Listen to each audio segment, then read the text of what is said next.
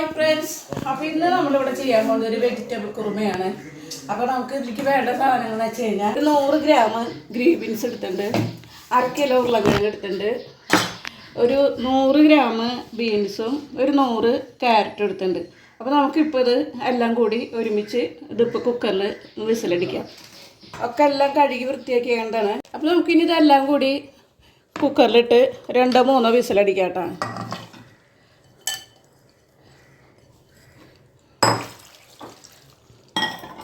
ഉപ്പിടാം. പാത്രം എവിടെ വെച്ചാണ് നോക്കട്ടെ. അപ്പോൾ നമ്മൾ കുറച്ച് ഉപ്പിടുന്നുണ്ട്. ഇനി ഇത് എല്ലാം കൂടി മിക്സ് ചെയ്ത് നമുക്ക് കുക്കറിൽ വിസിലടിക്കാം. വെള്ളം കുറച്ചും കൂടി ഒഴിക്കണം. ഞാൻ 1 കപ്പ് ഒഴിച്ചിട്ടുള്ള കുറച്ചും കൂടി ഒഴിക്കണം. ഇച്ചിരി കൂടി വെള്ളം ഒഴിക്കേണ്ട കേട്ടോ. ഇതിൽ വെള്ളം കുറവാണ്. ഇനി നമുക്കിതിനെ മൂടിയിട്ട് വേവിക്കാം. അപ്പോൾ നമ്മൾ അത് അടുപ്പത്ത് ആക്കിയതിന് ശേഷം ഒരു തേങ്ങയുടെ പകുതി എടുത്ത് നമ്മൾ ചിരകി പാല് പിഴിഞ്ഞ് വെച്ചു.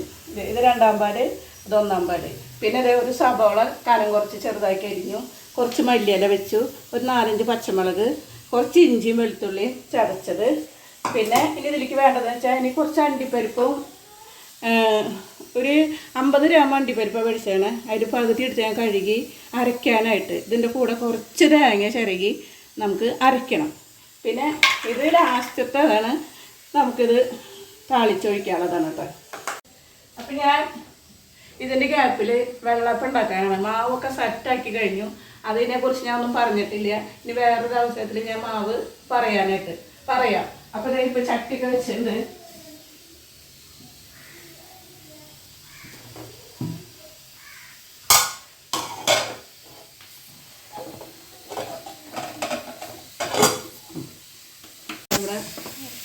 അപ്പോൾ നമുക്ക് നമ്മുടെ വെള്ളയപ്പം ഒന്ന് നോക്കാം കേട്ടോ. കറക്റ്റായിട്ട് വീർത്ത് വന്നിട്ടുണ്ട്. 1-2 കൂടി ഞാൻ ചിറ്റി കാണിക്കാം കേട്ടോ. ഞാൻ കയ്യിലോണ്ടാണ് ചിറ്റുക, ഞാൻ തട്ടിട്ട് ചിറ്റാറില്ല.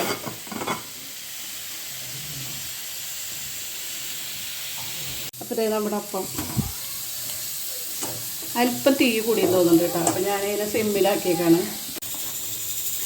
അണ്ടിപ്പരിപ്പ് തേങ്ങ കൂടി ഞാൻ മിക്സിയിൽ അരക്കാൻ ഇട്ടതായിരുന്നു. പിന്നെയാണ് എനിക്ക് തോന്നിയത് ഇത് കാണിച്ചില്ലല്ലോ എന്ന്. അപ്പോൾ ഇത് കുറച്ച് തേങ്ങ എടുത്തിട്ടുള്ളൂ കേട്ടോ.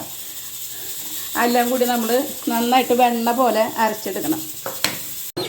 അപ്പോൾ നമ്മൾ വിസിലൊക്കെ അടിച്ച് ഇറക്കി വെച്ചിട്ടുണ്ട്. അതിൻ്റെ എയർ പോട്ടെ. ആ സമയം കൊണ്ട് നമുക്ക് ഇതിനെ ഈ സബോളയും ഇഞ്ചിയും പച്ചമുളകും ഇതൊക്കെ വാട്ടാണ്ട്. അപ്പോൾ കുറച്ച് വെളിച്ചെണ്ണ ഒഴിച്ചു. അരിക്ക് 4-5 പച്ചമുളക് ഇട്ടുണ്ട്. ഇതിൽ കുറച്ച് കുരുമുളക് പൊടിയുടെ ആവശ്യമുണ്ട്. പക്ഷേ ഇവിടെ കുരുമുളക് കഴിഞ്ഞത് കാരണം പൊടിയില്ല. മേടിക്കാൻ ഞാൻ മറന്നുപോയി. അപ്പോൾ 5 പച്ചമുളക് കിട്ടണം. അല്ലെങ്കിൽ 2-3 ഒക്കെ പച്ചമുളക് മതി. അല്പം കുരുമുളകൊക്കെ ചേർക്കണം. പക്ഷെ ഇപ്പോൾ ചെയ്യാൻ ഇവിടെ ഇല്ല. അത് ഞാൻ മറന്നു കേട്ടോ. ഇടയ്ക്ക് മുമ്പ് ചെയ്യേണ്ട ഒരു കാര്യം ഉണ്ടായിരുന്നു. നമ്മുടെ പെരുംജീരകം, പട്ട, പിന്നെ ഈ 2 ഇല ഇതൊക്കെ കൂടി കരയാമ്പൂവ് ഇതൊക്കെ ഇട്ടിട്ട് ഒന്ന് വഴക്കിയതിന് ശേഷം ആവേണ്ടതായിരുന്നു പച്ചമുളക് ഇടൽ.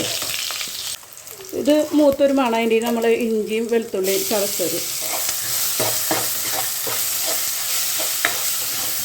ഇതൊന്ന് പച്ച വിട്ട് കഴിയുമ്പോൾ നമുക്ക് സബോള അരിഞ്ഞ് വെച്ചത്, ഒരു സബോള ഞാൻ അരിഞ്ഞേക്കണേ, അതിരിക്കിടാം.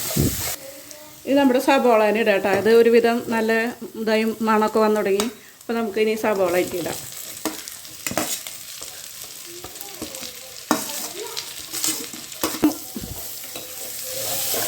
ഒത്തിരി ചമുക്കൊന്നും വേണ്ട.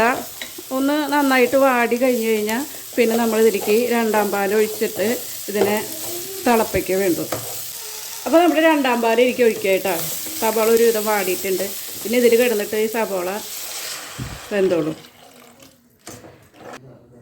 അപ്പോൾ നമ്മുടെ ഉരുളക്കിഴങ്ങും ക്യാരറ്റും ബീൻസും ഗ്രീൻ ബീൻസും ഒക്കെ കൂടി വെന്തിട്ടുണ്ട്. അപ്പോൾ നമുക്കതിനെ ഇതിലേക്ക്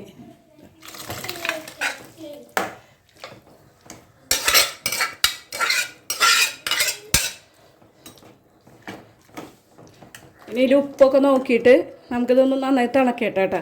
അതിന് ശേഷം വേണം. അപ്പോൾ അതേ നമ്മുടെ കുറുമക്കറിയൊക്കെ തിളച്ചൊരു പരിവായുണ്ട്. അപ്പോൾ നമുക്കിതിലേക്ക് നമ്മൾ അണ്ടിപ്പരിപ്പും തേങ്ങയും കൂടി അരച്ചത് ചേർക്കണം. 1-ാം പാൽ ഒഴിക്കാം. ശരിക്കും പറഞ്ഞാൽ ഒരു തേങ്ങയാണ് ചേർക്കേണ്ടത്. എനിക്ക് തീരെ സമയം ഇത്തിരി കുറവുള്ളത് കാരണം കൊണ്ട് ഞാൻ ഒരു മുറി ചിരകി ചേർത്തുള്ളൂ. അപ്പം അതിനെ ഒരു സൂത്രപ്പണി ചെയ്ത് 2 ടീസ്പൂൺ കോൺഫ്ലവർ ഈ 1-ാം പാലിൽ ഞാൻ ചേർത്തിട്ടുണ്ട്. നന്നായിട്ട് കലക്കി ഇതിനൊഴിച്ച്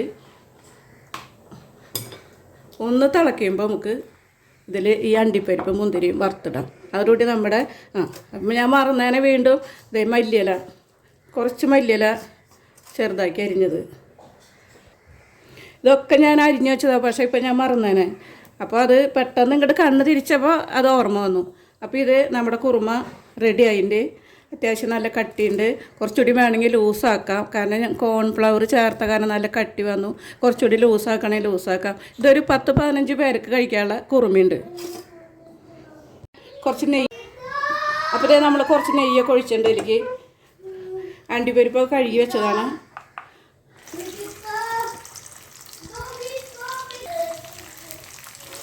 അണ്ടിപ്പരിപ്പ് മുന്തിരിയൊക്കെ കഴുകി വെച്ചതിനൊക്കെ കുറഞ്ഞു. നമ്മുടെ കുട്ടികൾ സ്കൂൾ പൂട്ടിയൊക്കെയല്ലേ, അപ്പോൾ അതേ അടുപ്പിൻ്റെ കടയ്ക്ക് വന്ന് ഓരോന്നെടുത്ത് 3 ആളും കൂടി വാരി തിന്നപ്പോൾ ഒക്കെ പകുതിയായി. അപ്പോൾ നമുക്കിനി ഉള്ളത് വെച്ച് കാച്ചി ഒഴിക്കാം. അപ്പോൾ അതേ നമ്മുടെ അണ്ടിപ്പരിപ്പൊക്കെ ഒരുവിധം മൂത്തുണ്ട് കേട്ടോ.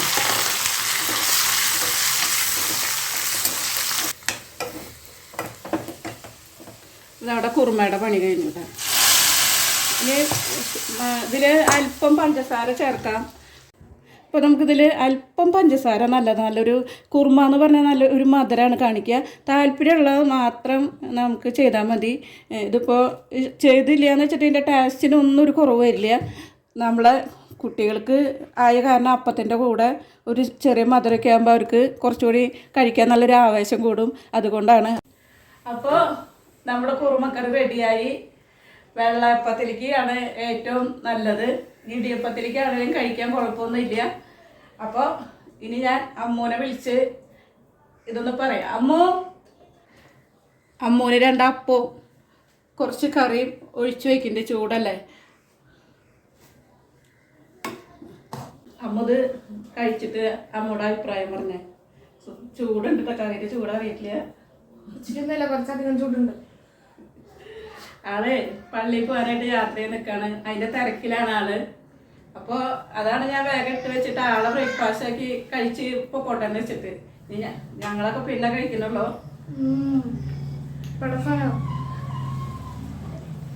ഇതിപ്പോ നന്നായിട്ടുള്ളതാണ്. അപ്പൊ ഞങ്ങളുടെ വീഡിയോ അപ്പൊ എല്ലാവർക്കും ബൈ. എല്ലാവരും വീഡിയോ സബ്സ്ക്രൈബ് ചെയ്യുക, ലൈക്ക് ചെയ്യുക, ഷെയർ ചെയ്യുക. അപ്പൊ എല്ലാവർക്കും ഞങ്ങളുടെ ബൈ.